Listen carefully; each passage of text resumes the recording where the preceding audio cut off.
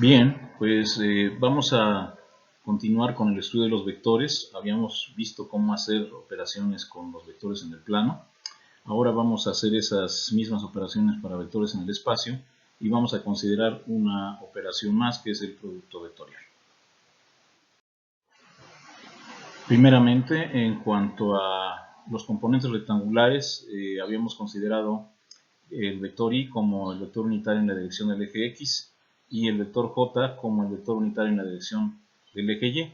Y. Al tener un tercer eje, pues vamos a considerar ahora un tercer vector unitario, el vector K, como vector unitario en la dirección del eje Z.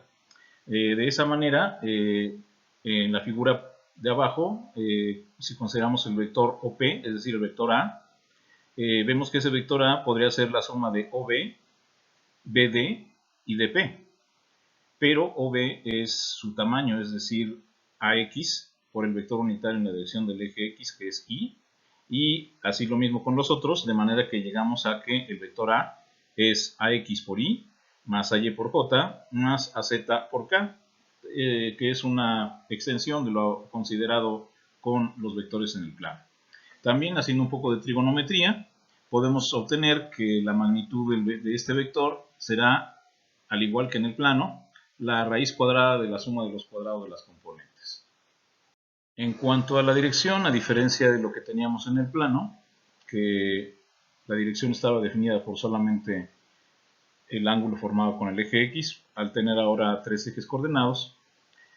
vamos a considerar tres ángulos directores, llamados alfa, beta y gamma. Es decir, alfa va a ser el ángulo con respecto al eje X,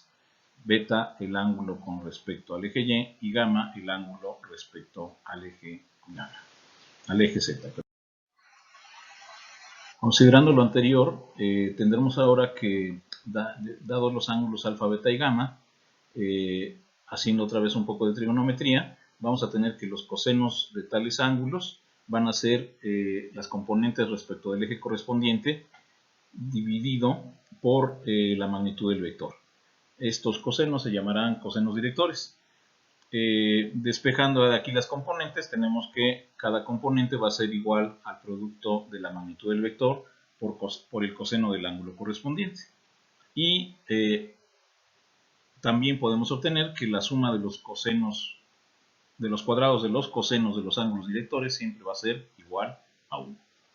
Las operaciones básicas consideradas para vectores en el plano pues se seguirán cumpliendo de la misma manera. La suma de dos vectores sería la componente en X, sería la suma de las componentes en X, y así con las otras dos. El producto de un escalar por un vector sigue siendo el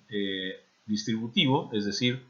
se multiplica el escalar por cada una de las componentes del vector, y el producto escalar será la suma de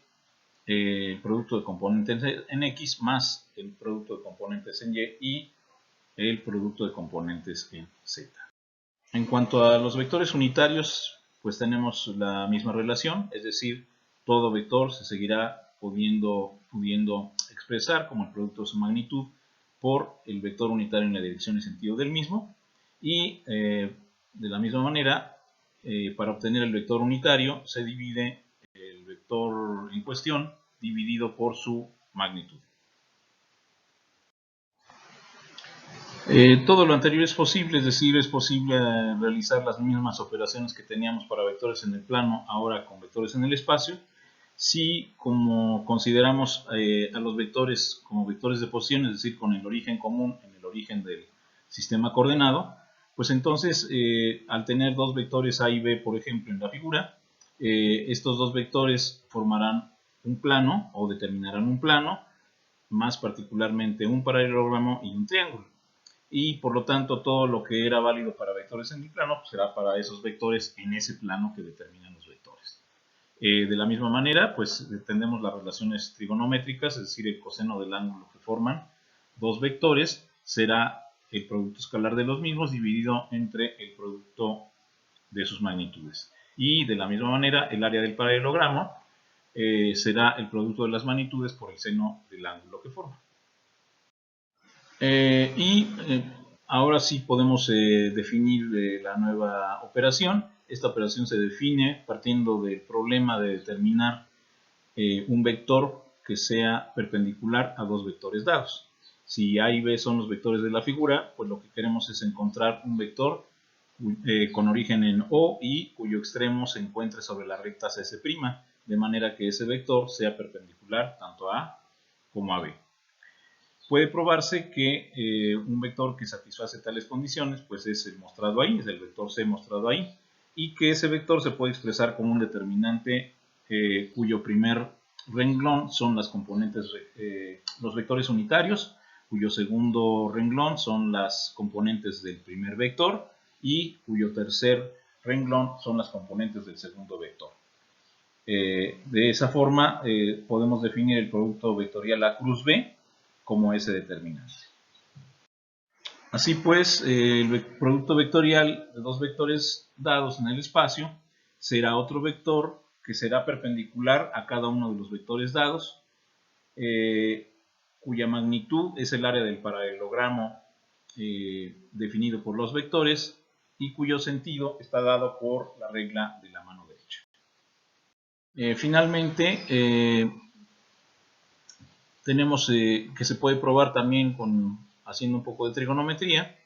que si tenemos tres vectores en el espacio A, B y C, estos tres vectores definen un paralelepípedo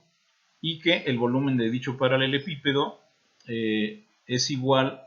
al valor absoluto del determinante, cuyos renglones